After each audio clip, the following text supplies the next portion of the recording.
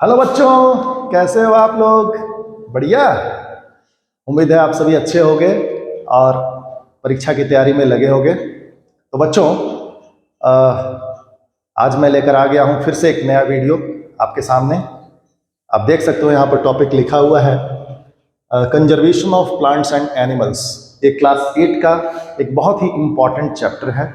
ठीक है, तो आज हम लोग इसी पर डिस्कस करेंगे। मेरा नाम है विकास अग्रवाल और आप देख रहे हैं बायो गुरुजी। तो चलिए बच्चों, शुरू करते हैं जल्दी से आज की वीडियो। तैयार हो आप? ओके। तो सबसे पहले समझते हैं इस चैप्टर का क्या मतलब क्या है। Conservation of plants and animals. Conservation का मतलब किसी चीज को संरक्षित करना, बचा के रखना। किसको बचा के रखना है हमको? प्लांट्स को और एनिमल्स को।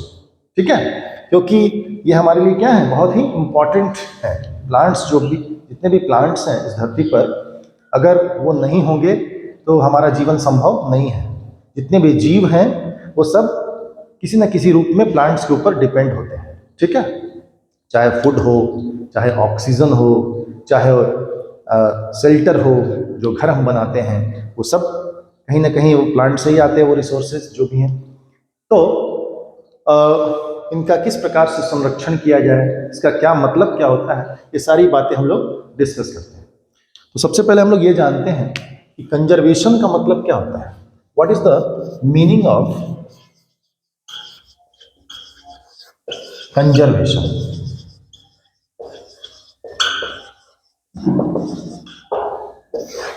कंजर्वेशन का मतलब होता है संरक्षण करना, किसी चीज को बचा के रखना भविष्य के उपयोग के लिए।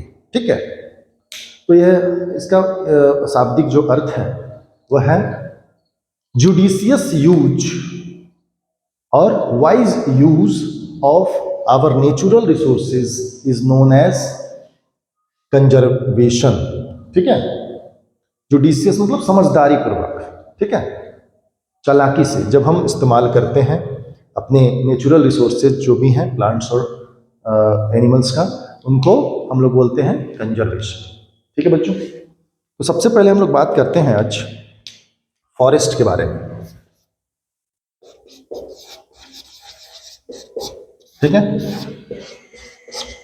तो सबसे इंपॉर्टेंट हमारा जो टॉपिक है वो है फॉरेस्ट। फॉरेस्ट को हमको बचाना है। आज आप देख रहे हो कि फॉरेस्ट का जो साइज है वो धीरे धीरे घटता जा रहा है। ठीक है, और शहरों का जो साइज है वो बढ़ता जा रहा है due to over population. Population जैसे जैसे बढ़ रहा है, हमारे शहर बड़े होते जा रहे हैं और गांव और जो जो जंगल है, हमारा जो फॉरेस्ट है वो धीरे धीरे घटता जा रहा है, कम होता जा रहा है उसका साइज। ठीक है, तो फॉरेस्ट से हमको क्या क्या फायदा है, पहले हम लोग ये डिस्कस करते हैं कि फॉरेस्ट हमको क्या देता है। फॉरेस्ट से हमको क्या मिलता है? सबसे पहले हमारे लिए जो जितने भी जीव हैं उन सबको ऑक्सीजन की आवश्यकता है, तो फॉरेस्ट हमको ऑक्सीजन देता है, प्योर ऑक्सीजन, जो कि जीवों के लिए बहुत ही आवश्यक है, उनके जिंदा रहने के लिए, श्वसन के लिए बहुत ही आवश्यक है। ये हानिकारक कार्बन डाइऑक्साइड को एब्जॉर्ब कर लेता है फॉरेस्ट या प्लांट्स अगर कहें, और ऑक्सीजन प्योर गैस हम लोगों को प्रोवाइड कराता है। ठीक है, दूसरा क्या देता है? टिम्बर देता है, लकड़ियाँ। जितने भी प्रकार के तुम फर्नीचर देख रहे हो उन सब से हम वो सब फर्नीचर जो है कहाँ से बनते हैं? लकड़ी से बनते हैं। ठीक है, और वो लकड़ी कहाँ से आता है? जंगल से आता है। तो फर्नीचर बनाने के लिए लकड़ियों का जो हम इस्तेमाल करते हैं उसके लिए जंगल की आवश्यकता है। इसके बाद बहुत सारे ऐसे मेडिसिनल प्लांट होते हैं जिनसे दवाइयाँ बनाई जाती हैं। बहुत सारे जड़ी बूटी होते हैं, आपने देखा होगा, उनसे बहुत सारे मेडिसिन तैयार किए जाते हैं जो बहुत सारी बीमारियों में कारगर होते हैं। ठीक है, तो फॉरेस्ट हमको मेडिसिनल प्लांट देते हैं। और क्या देते हैं? फ्रूट देता है फॉरेस्ट। और क्या देता है? विभिन्न प्रकार के फ्लावर्स, फ्रूट्स, फ्लावर्स। ठीक है, और डिफरेंट प्रकार के जो है औषधीय पौधे मैंने लिख ही दिया। ठीक है, इसके अलावा फॉरेस्ट में हमको क्या मिलता है? अच्छा, फॉरेस्ट देखो क्या है, एनिमल्स का, जितने भी एनिमल्स हैं उनका नेचुरल होम होता है फॉरेस्ट। जंगल जो होता है वो जितने भी जानवर हैं, जीव, जंगली जानवर खासतौर से जो है, उनका नेचुरल होम है। तो एक तरह से शेल्टर प्रोवाइड करता है, ठीक है, शेल्टर शेल्टर देता है। और भी बहुत सारे फॉरेस्ट के जो है उपयोग हैं। बहुत सारे लोग, खासतौर से जो ट्राइबल जो लोग होते हैं, वो अपनी लकड़ियों की व्यवस्था, जो घर में खाना बनाने के लिए, जो चूल्हा जलाने के लिए जो लकड़ियों की व्यवस्था है, वो भी जंगल से ही करते हैं। तो मल्टीपर्पस हमारा जो यूज है, ठीक है। इसलिए फॉरेस्ट को क्या करना चाहिए, बचा के रखना चाहिए, ताकि वो हमारे आने वाली पीढ़ी जो है उससे फायदा ले सके। लेकिन आज क्या हो रहा है, आज जो है लार्ज अमाउंट में जंगलों को काटा जा रहा है। और इसके पीछे जो मेन, जो सबसे जो बड़ा कारण है, वो है आबादी का तेजी से बढ़ना।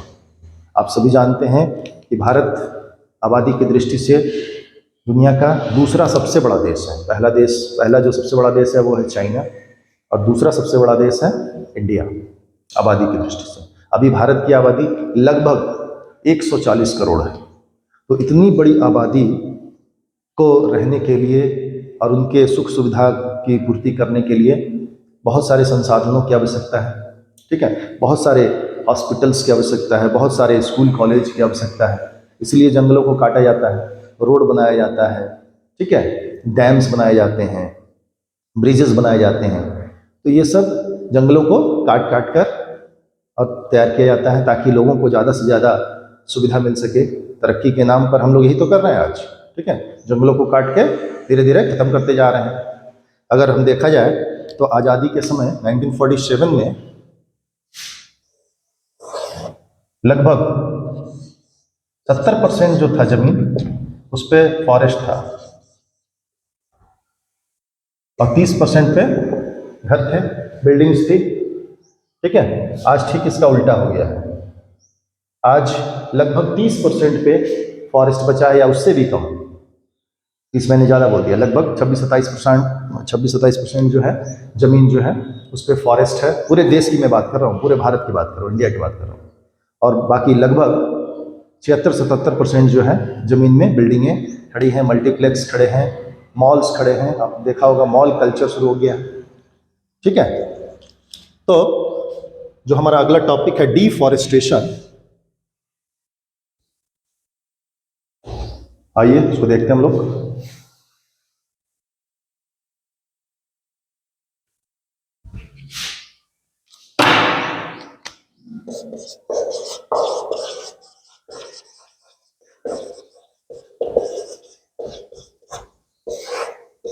डिफॉरेस्टेशन, जंगलों की कटाई, जो अंधाधुंध जंगलों की जो कटाई हो रही है लार्ज स्केल पे, इसी को बोलते हैं डिफॉरेस्टेशन। और इसके पीछे की जो वजह है, मैंने अभी आपसे डिस्कस किया कि आबादी का बढ़ना, ठीक है, एक सबसे बड़ी वजह है। और आबादी के बढ़ने के साथ साथ जो डिमांड बढ़ रहा है, जो रिक्वायरमेंट लोगों की बढ़ रही है, ठीक है। हर व्यक्ति को क्या चाहिए, घर, अपना घर चाहिए। हर व्यक्ति को फ्लैट चाहिए, ठीक है। हर आदमी को गाड़ी चाहिए, हर आदमी को सुख सुविधा के साधन चाहिए। और ये सब साधन जो है कैसे पूरा होगा, जब हमारे पास इंफ्रास्ट्रक्चर होगा। और इंफ्रास्ट्रक्चर के लिए ज़मीन चाहिए, और उस ज़मीन को फिर हम लोग डिफॉरेस्टेशन के माध्यम से फिर जंगलों को काट के फिर हम लोग तैयार करते हैं, इंफ्रास्ट्रक्चर को खड़ा करते हैं, इंफ्रास्ट्रक्चर लोगों की सुविधा के लिए। तो उसकी वजह से क्या प्रॉब्लम आएगा, अब हम लोग आगे उसके बारे में डिस्कस करते हैं। कि डिफॉरेस्टेशन हो गया, उसके बाद उसके कंसिक्वेंसेस क्या होंगे, उसके क्या परिणाम होंगे। तो सबसे बड़ा जो परिणाम होगा, आप देख रहे हैं, डिफॉरेस्टेशन की वजह से क्या हो रहा है, आदमी का आज जीना मुश्किल हो गया है। ऑक्सीजन लेवल धीरे धीरे घटते जा रहा है, और वातावरण में कार्बन डाइऑक्साइड बढ़ता जा रहा है, ठीक है। तो पहला तो है, हवा जो है धीरे धीरे क्या हो रही है, पॉल्यूट हो रही है, एयर पॉल्यूशन बढ़ता जा रहा है, ठीक है।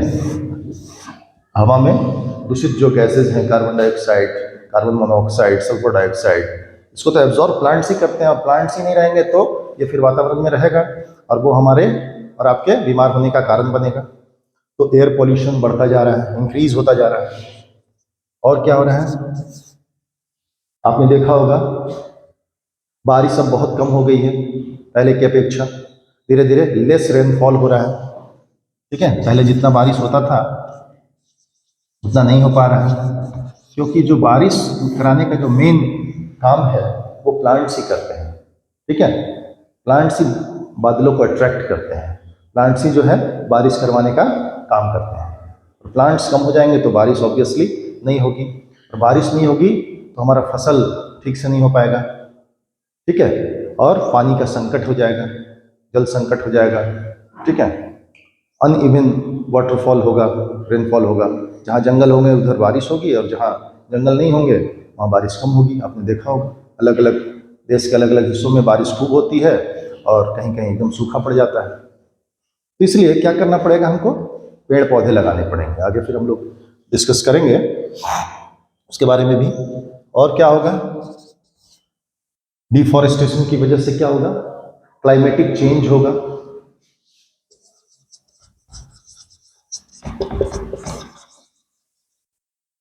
वातावरण में देखे होगे आपने परिवर्तन, सर्दी के मौसम में जितनी सर्दी पड़नी चाहिए उतनी नहीं पड़ रही है। ठीक है, या थोड़ा आगे पीछे होता है सीजन। ठीक है, और गर्मी भी देख रहे हो अब ज़्यादा पड़ने लगा है पहले की अपेक्षा। गर्मी का जो सीजन होता था पहले, जो मई जून से शुरू होना चाहिए, वो मार्च से शुरू हो गया है गर्मी लगना, फरवरी से शुरू हो गया है। आपने महसूस किया होगा गर्मी का सीजन बढ़ता जा रहा है, क्योंकि गर्मी को जो एब्जॉर्ब करने का जो मेन जो चीज़ है वातावरण में नेचुरल, वो प्लांट्स हैं। और प्लांट्स ही नहीं रहेंगे तो गर्मी ऑटोमेटिक बढ़ेगा। चारों तरफ कंक्रीट की दीवारें हैं, लोहे की दीवारें हैं, छड़ और सीमेंट की दीवारें हैं, तो क्या करेगा, हीट को एब्जॉर्ब करेगा और वातावरण का टेम्परेचर को बढ़ाने का काम करेगा। ठीक है, तो क्लाइमेटिक चेंज होता है। ठीक है, और क्लाइमेटिक चेंज होने की वजह से नेचुरल और भी बहुत सारे प्रॉब्लम्स क्रिएट होते हैं वातावरण में। ग्लोबल वार्मिंग, आपने सुना होगा ग्लोबल वार्मिंग।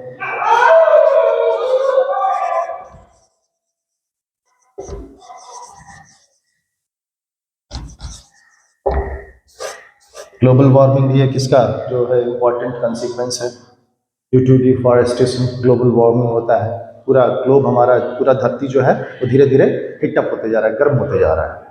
ठीक है, और उसकी वजह से क्या होगा, जो पोलर, जो हमारे जो क्षेत्र हैं, जो ध्रुवीय क्षेत्र हैं, वहाँ जो बर्फ़ के जो पहाड़ हैं, चट्टान हैं, वो धीरे धीरे, ग्लेशियर्स हैं, वो धीरे धीरे पिघल रहे हैं।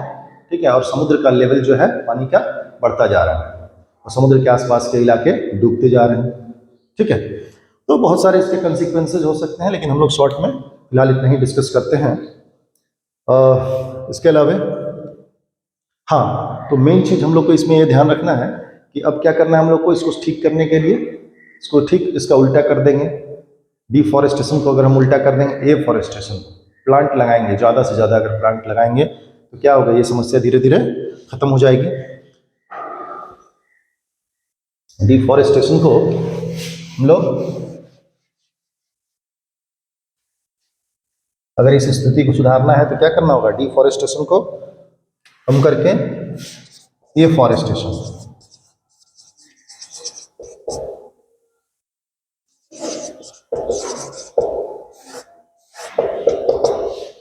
जहाँ जहाँ हम लोगों ने प्लांट्स को काटे हैं वहाँ नए नए प्लांट्स लगाने होंगे। देखो, प्लांट काटना तो जरूरी है कुछ हद तक, क्योंकि इसके बिना हमारा जीवन जो है उसमें बहुत सारी समस्याएं आ जाएंगी।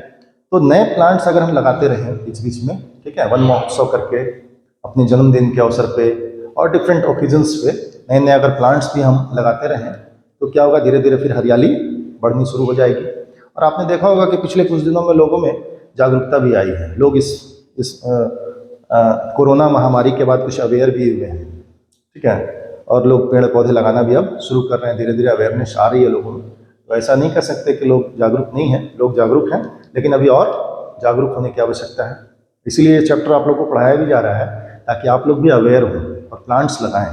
ठीक है, ज़्यादा से ज़्यादा लोगों को मोटिवेट करें ताकि वो भी पेड़ पौधे लगाएं, ताकि हमारा वातावरण जो है शुद्ध हो सके और हम सब स्वस्थ रहें, ठीक है, ताकि आने वाली जो पीढ़ी है वो भी सुरक्षित रह सके। तो और क्या कर सकते हैं हम लोग? अधिक से अधिक प्लांट्स लगा सकते हैं, ज़्यादा से ज़्यादा कोशिश कर सकते हैं हम लोग मेडिसिनल प्लांट्स लगाएं, ताकि जो रोग है वो भी दूर हो, ठीक है। नेचुरोपैथी के माध्यम से, हर्ब्स के माध्यम से, बहुत सारे ऐसे जड़ी बूटियां हैं। आपने तुलसी का प्रयोग किया होगा, अश्वगंधा, गिलोय, ये सब क्या है? नेचुरल प्लांट्स है, ये सब मेडिसिनल प्लांट्स हैं, ठीक है। तो इनका अब ज़्यादा से ज़्यादा अगर आप प्रचार प्रसार करेंगे तो क्या होगा? एक तो ये ऑक्सीजन भी देंगे और दूसरा सेहत को भी हमारे ठीक रखेंगे, ठीक है। और क्या कर सकते हैं हम लोग फॉरेस्ट को बचाने के लिए?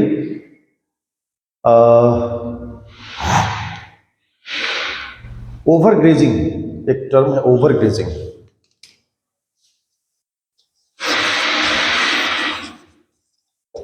इसको रोकना होगा।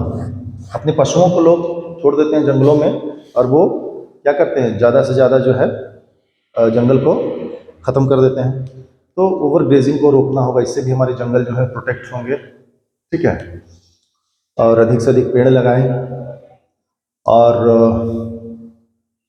जितना ज़रूरत हो उतना ही हम प्लांट को काटें, पूरा जड़ से ना काटें, ब्रांचेस काटें, ठीक है, अगर ज़्यादा ज़रूरी है तो, लेकिन जड़ से उसको ख़त्म ना करें। और जितना हो सके प्लांट्स को हम लोग लगाएं, ठीक है। तो इस प्रकार से हम लोग फॉरेस्ट को बचाने के लिए, अच्छा देखो, फॉरेस्ट होगा तभी वाटर का लेवल भी जो है वो ठीक रहेगा, ठीक है। एक चीज़ मैं भूल गया था बताना कि फॉरेस्ट क्या करता है? वाटर लेवल को मेंटेन करता है। पानी का जो लेवल है हमारा, धरती का जो लेवल है, आप देख रहे होगे पिछले कुछ दिनों में वो नीचे जा रहा है, क्योंकि प्लांट्स नहीं है। तो वो लेवल जो है, प्लांट्स ही क्या करते हैं? पानी को होल्ड करके रखने का काम करते हैं, ठीक है। मिट्टी को भी बांध के रखते हैं और पानी को भी खींच के रखते हैं। तो धीरे धीरे वाटर टेबल जो है वो डाउन होता जा रहा है। अगर वाटर टेबल को हमको मेंटेन करके रखना है तो प्लांट्स लगाना बहुत ज़रूरी है, ठीक है। आगे आइए, जल्दी से एक और टॉपिक हम लोग डिस्कस करते हैं, एनिमल्स के बारे में।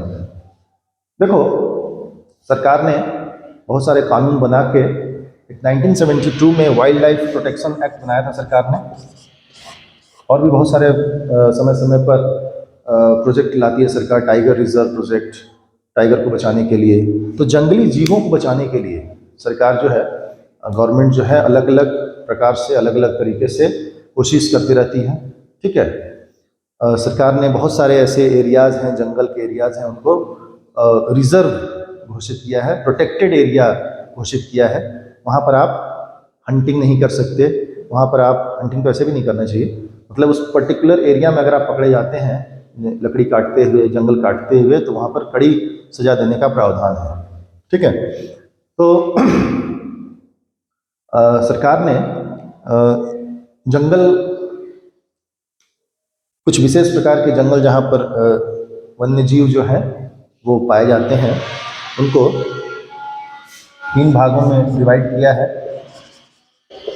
प्रोटेक्टेड एरियाज को बायोस्फीयर, रिजर्व्स,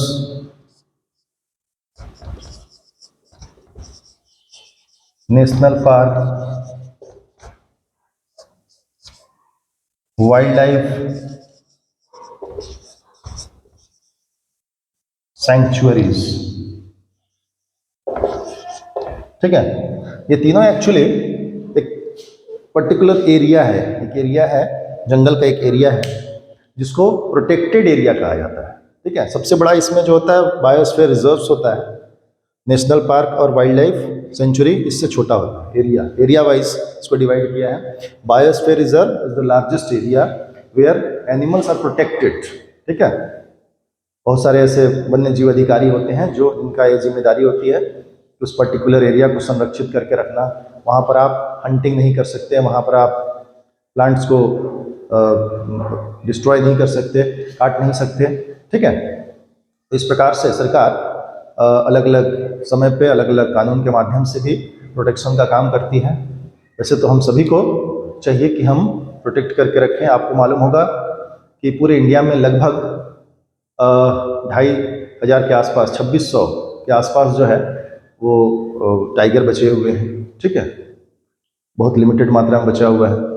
उसी प्रकार से बहुत सारे ऐसे जीव हैं जो खत्म होने की कगार पे हैं, बहुत सारे ऐसे जीव हैं जो खत्म हो चुके हैं। ठीक है, एक्सटिंक्ट हो गए हैं, विलुप्त हो गए हैं। और कुछ डायनासोर के बारे में आपने सुना होगा कि विलुप्त हो गया। ठीक है, बहुत सारे ऐसे पक्षियां हैं जो विलुप्त होने के कगार पे हैं। ठीक है, तो इन सबको प्रोटेक्ट करके रखना क्या हम लोगों की जिम्मेदारी है बच्चों। तो ऐसे तो इस पर बहुत लंबी चर्चा मैं कर सकता हूँ, लेकिन वीडियो फिर बहुत लंबा हो जाएगा और मैं चाहता हूँ कि शॉर्ट में इसको आपके लिए सामने रखूँ ताकि आप रिवीजन कर सकें। ठीक है, डिटेल में इस पर मैं कभी और वीडियो बनाऊंगा। फिलहाल आज के लिए इतना ही। मुझे उम्मीद है कि मेरा ये वीडियो आपको पसंद आया होगा। अगर पसंद आया हो तो इसको लाइक करना, सब्सक्राइब करना मेरे चैनल को और अपने दोस्तों के साथ शेयर करना। मैं आपके लिए ऐसे ही वीडियो बनाता रहूँगा, आप अपना सपोर्ट देते रहना। तो आज के लिए इतना ही। Thank you, best of luck.